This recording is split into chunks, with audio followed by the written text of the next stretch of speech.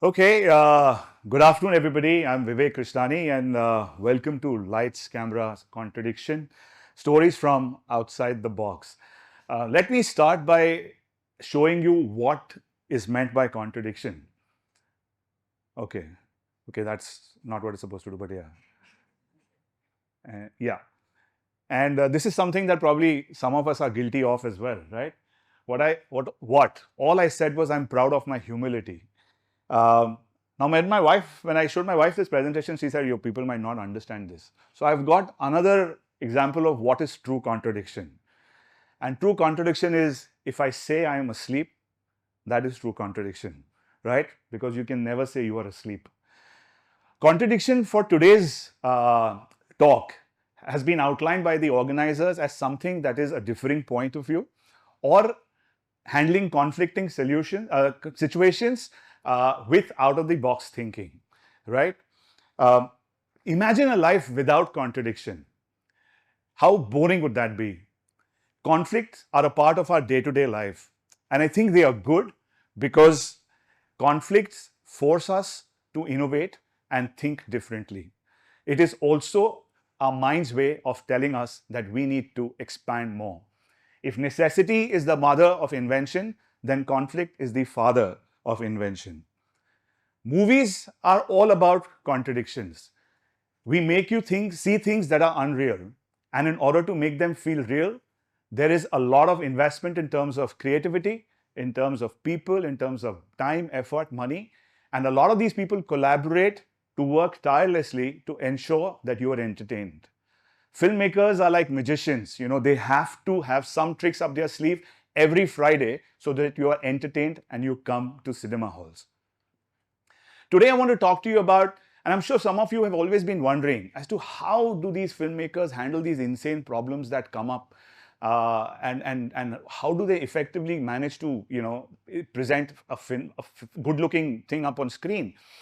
Filmmaking is a little like organizing a destination wedding with 500 people, only for it to rain, for the band to quit, for the groom to lose his ring, and sometimes handling a case of the runaway bride. So, but like the movies, as they say, everything works out in the end, and the key lies in out-of-the-box thinking. So let's dive in with three common categories of movie making hurdles. One, which is logistics, budgets, and creativity, and see how ingenuity can go a long way in making a difference. First, we start with logistical challenges, turning chaos into cinema. Logistical challenges is not like a coffee machine breaking down, right? Though that can also create some problems. It is more like scheduling conflicts, location disasters, or trying to film a highly octane fast action sequence in a busy city without the police trying to shut you down. And that kind of brings me to my first story out of the box.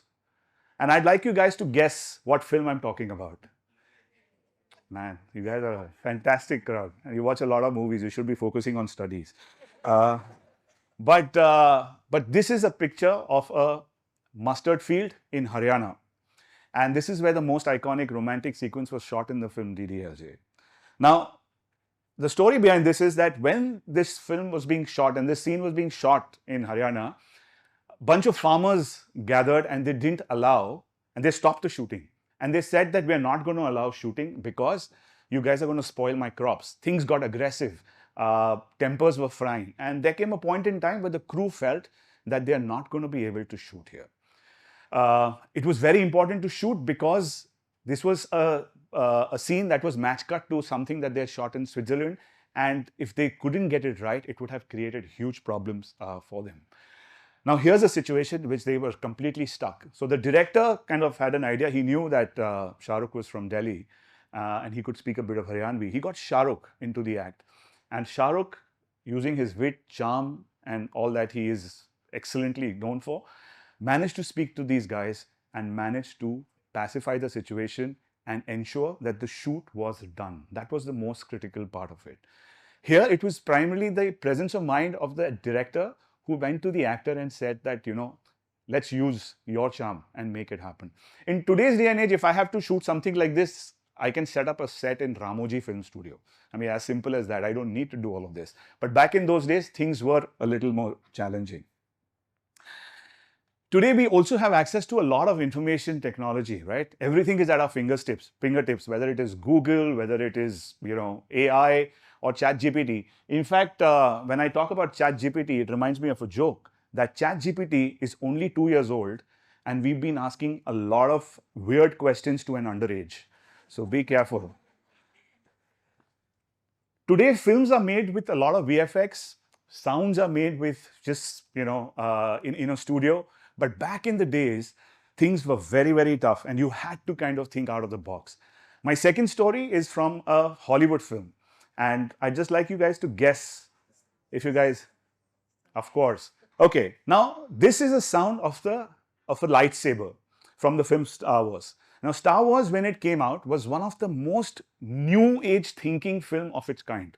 They had never imagined, nobody had seen a film like this before. And for a film like this, they had to create sounds that were new. That was something that was never, and still make them people believe that it was real. I still to date believe that lightsabers are real, right?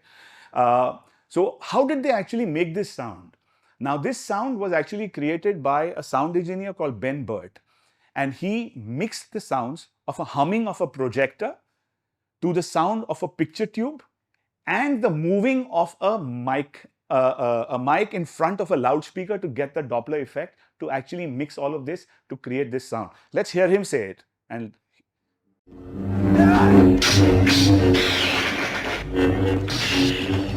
on the campus of USC, I was a projectionist, and when you turn the projectors on, they hummed.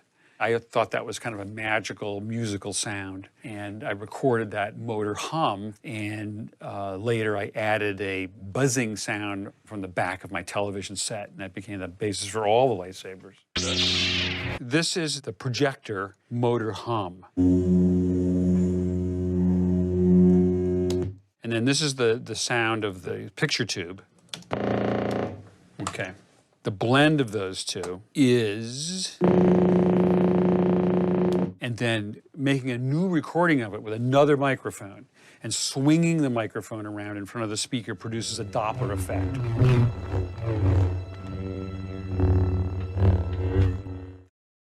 Isn't that amazing? I think just thinking out of the box to create a sound like that, which was never heard before but can become iconic. That's what this film actually did. The lightsaber sound is iconic even now, and it's as soon as I showed you, you guys remembered what film it was. Today, we have got Foley studios where you already have a bank of horse riding or car screeching or footsteps. You've got a bank of all of those and it's easily kind of accessible at the drop of a button. But back then, it was very, very tough. Next example, or next story from outside the box is somewhere closer to home. This is about an actor, a legend, who I am a big fan of, and luckily I've had the opportunity of meeting him a few times and interacting with him. And he's the legend, none other than Kamal Haasan sir. So Kamal Haasan sir has always been known to push the envelope as far as his characters are concerned. He used to take them into different dimensions, present himself in so many different ways that it was absolutely mind-boggling to see one man play so many different characters with such panache. And this particular film was a huge challenge for him, and I'll show you.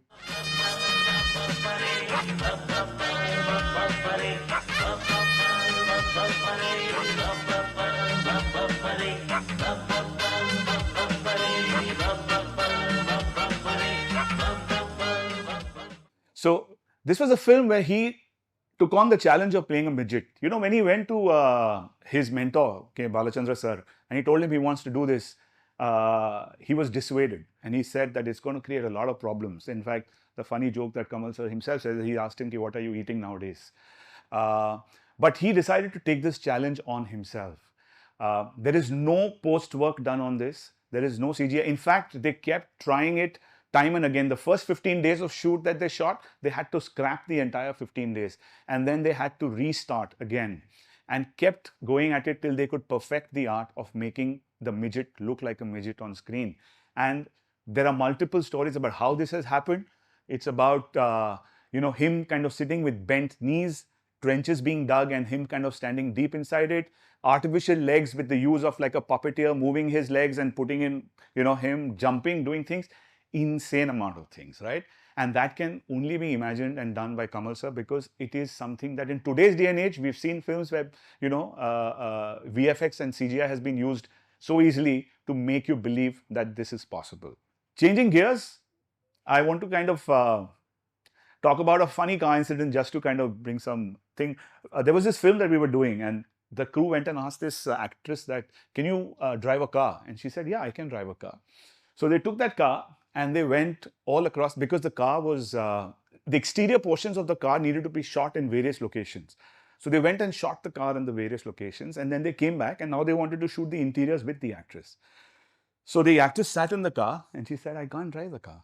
So the director said, but you said you can drive a car. She said, yeah, but I can drive an automatic. This is a manual. And now the problem was that they had shot the exteriors of the car in so many different places, but it was impossible to now change that last minute, because that would require a huge amount of change, cost, etc. So many things that would really be. So what they did was, and which is now kind of being done regularly, they put that camera and the car on a low loader, attached it to a towing van, and then they shot that scene to seem that the lady was driving the car. But that's kind of thinking out of the box to save the situation. Moving on to something that is really close to my heart. And here's an image that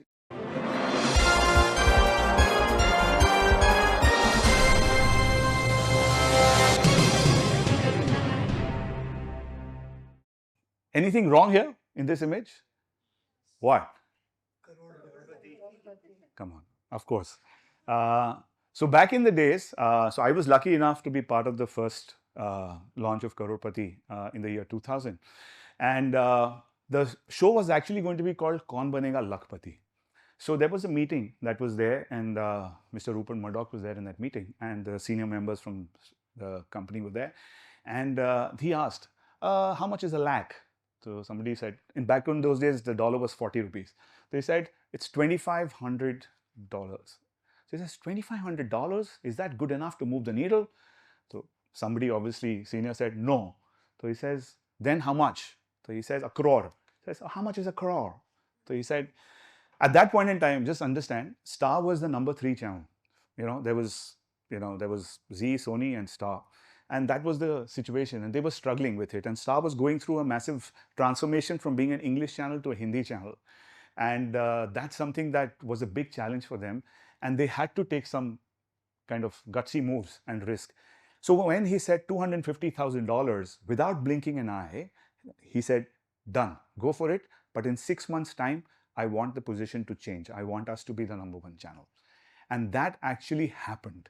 Star became the number 1 channel in 6 months. Their revenues increased by 5x in 1 year.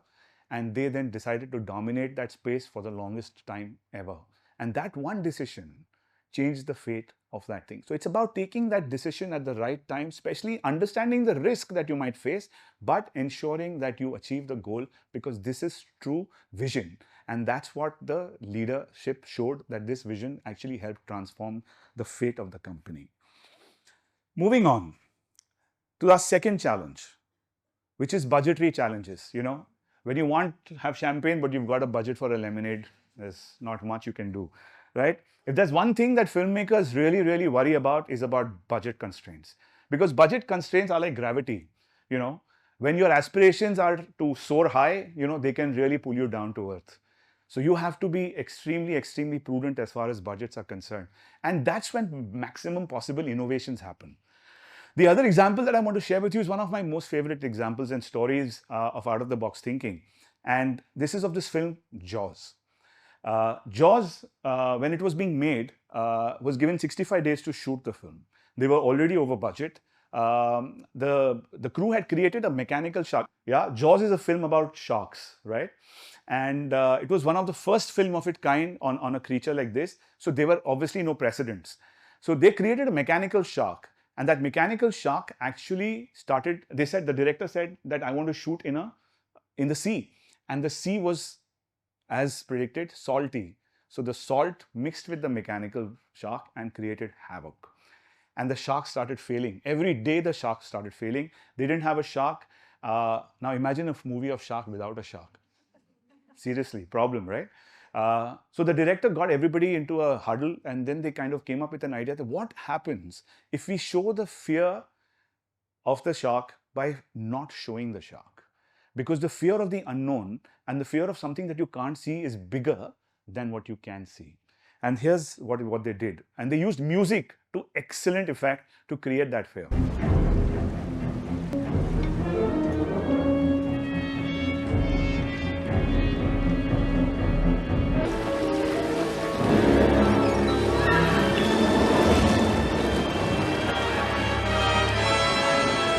Did you know this about Jaws?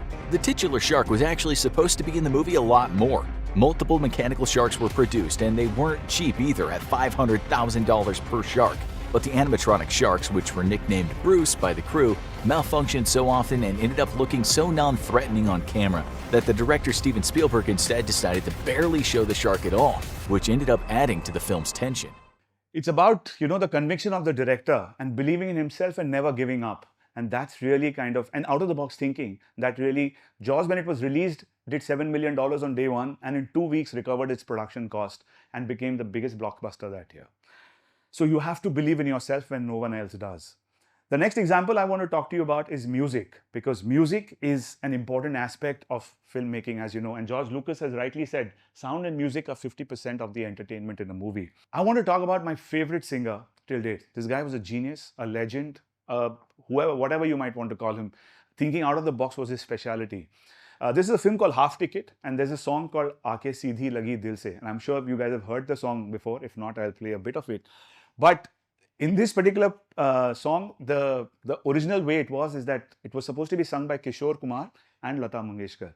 So when in the olden days, when they used to have a singing thing, they used to have a big orchestra, people with musicians with instruments and a huge assembly. And that used to be expensive, and you can't do that every day. On that particular day, Lataji could not make it to the music recording. And so Kishore Da kind of just had an idea, and he went to the music composer, Salil Chaudhary, and he said that, why don't I sing her song, her part? And I'm like, Salil saying, are you crazy? I'm like, he said, let me try. And here's the output of it, right? सीधी लगी दिल पे जैसे कटरिया ओ सवरिया ओए आके सीधी लगी दिल पे जैसे कटरिया ओ सवरिया ओए ओए ओ तेरी तिरछी नजरिया ले गई मेरा दिल तेरी जुल्मी नजरिया ओ गुजरिया. So basically, when you look at this, it's not that difficult. But when you are singing with live orchestration and singing both the voices simultaneously, it's not easy at all. And in today's day, if you ever see a musical show on television, if you want to judge the quality of the singer, the benchmark song is this song. How can the singer sing in two voices simultaneously at one go? Otherwise, today you can just record one track, record another track, and mix it. Life is easy. But to do it in those days and ensure that the film doesn't get compromised because of the cost, I think that was the genius of this man called Kishore Kumar. And that kind of really helped save cost. Moving on to the last part, which is creative challenges. Now, this is something of a sensitive topic because producers, directors, actors are all chefs in their own right. So when they get together, too many cooks can spoil the broth, right? And how do you keep them happy? So therefore, you have to look at compromise, you have to look at innovation, and you have to look at some amount of trickery. Let me tell you an example. Actors, when they get upset, behave like children. And there's this thing that there was a film that we were working on, and there was this actor who was miffed with the director and the creative producer, and there was absolutely no response from him. They were trying to call him, they were trying to meet him, and there was no way. Now the marketing team is trying to call him and say, we've got a marketing promotion thing. There was just stoic silence. So I had an idea, and I asked my assistant to book me. So this actor was going on a flight to a promotion somewhere for some of his brand work, and I said, book me on the same flight as he is and the seat right next to him. Now in 2.5 hours, he can't go anywhere. He's on a flight with me. He has to have a conversation, right? And that really kind of got us chatting, understood the issues. We managed to sort out the misunderstandings and get things moving, right? Managed to complete the film. Otherwise, you'd have a problem of a stuck film on your hand. So handling situations like this out of the box is something that we need to do time and again, especially in a situation where there is a conflict of creative people involved. The last example I want to share with you is about this film. How many of you have seen this film? If you haven't seen it, you must see this film. I won't tell you the story of the film. You got to see the story yourself. But the producer wanted a big actor for the film. The actor was not buying into the vision of the director. The director wanted to make the film. Now, how do you do that? So the director went to the producer and told him, "Sir, can you allow me to act in the film?" So the producer was a little confused, but then in the interest of making the film, he said, "Okay, fine. Why don't you act in the film?" The film was made at a budget of 5.5 crores. It grossed a box office of 72 crores. This director has now become one of the most sought after actors as far as Tamil cinema is concerned. So again, it is the vision of the director, the out of the box thinking of the director that helped save the day. That creativity isn't an option. It is essential. In the end, filmmaking is like life. Things can go wrong, and you have to think on your feet and out of the box. Movie elements are, movies, some most memorable moments in movies come from most unexpected places, whether it is in a sarson ka khet or whether it is changing the character of an actor last minute so that you can change the heart of the film. Movies are all about that. And these stories remind us that when we set our differences aside and work together, we can overcome even the most daunting of challenges. These challenges will come at you, right? The logistic challenges, budget challenges, in life as well, right? But what you need to know is that the box does not exist. The only limit is the one that you set on yourself. Like I said, we all are magicians, filmmakers are magicians, but all of you and all of us are magicians in life. So please go ahead and create your own magic.